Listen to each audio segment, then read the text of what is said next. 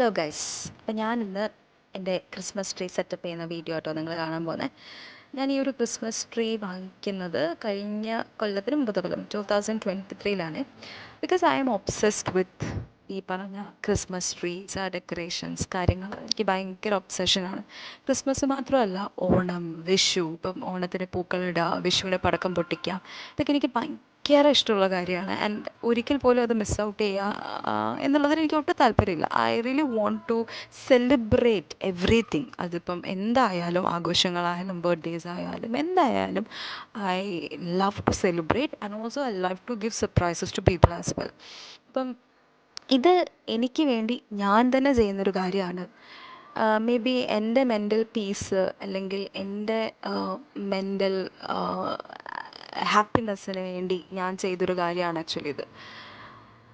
ഈ ഒരു കാര്യം ഞാൻ ചെയ്യുന്ന സമയത്ത്, ഈ ഓരോ ഡെക്കറേഷൻ സാധനങ്ങൾ ഞാൻ വാങ്ങിയ സമയത്ത്, അതിനുള്ള എന്തിനാണ് നീ ഇതൊക്കെ ചെയ്യുന്നത്, എന്തിൻ്റെ ആവശ്യമാണ് ഇപ്പോൾ ഒരു ക്രിസ്മസ് ട്രീ വാങ്ങി റൂമിൽ വെക്കേണ്ട ആവശ്യം, ആരെ കാണിക്കാനാണ് എന്ന് ചോദിച്ചിട്ടുണ്ട്. പക്ഷെ ആരെ കാണിക്കാനാ, ആരെ കാണിക്കാനാന്ന് ചോദിക്കുന്നതിൽ എന്തെങ്കിലും പോയിൻ്റ് ഉണ്ടോ? ഒന്ന് ചിന്തിച്ച് നോക്കിയേ.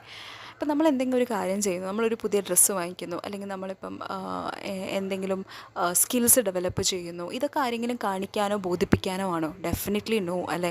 അങ്ങനെ ആയിരിക്കരുത്. നിങ്ങൾ അങ്ങനെ ചിന്തിക്കുന്നുണ്ടെങ്കിൽ അങ്ങനെ ആയിരിക്കരുത്. കാരണം നമുക്ക് വേണ്ടിയിട്ടാണ് നമ്മൾ ഒരു സ്കില്ല് ഡെവലപ്പ് ചെയ്യുന്നത്.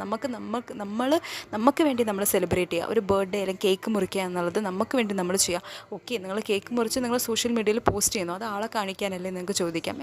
അതങ്ങനെയല്ല, അത് എൻ്റെ സന്തോഷമാണ്, അല്ലെങ്കിൽ നിങ്ങളുടെ സന്തോഷമാണ് അത് പോസ്റ്റ് ചെയ്യുക എന്നുള്ളത്, റൈറ്റ്?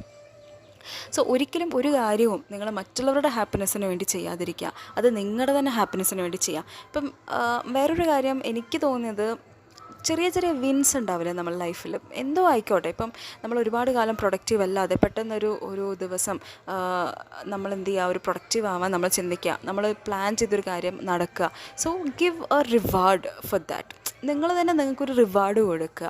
ഞാനിത് ഇന്ന് കംപ്ലീറ്റ് ചെയ്തു, ഈ ഒരു ടാസ്ക് ഞാൻ കംപ്ലീറ്റ് ചെയ്തു, so I should be proud of myself, should let me reward myself. അത്രയേ ഉള്ളൂ.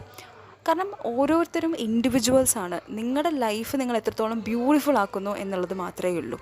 ഓക്കെ, അപ്പോൾ കീപ്പ് ഇൻ മൈൻഡ്.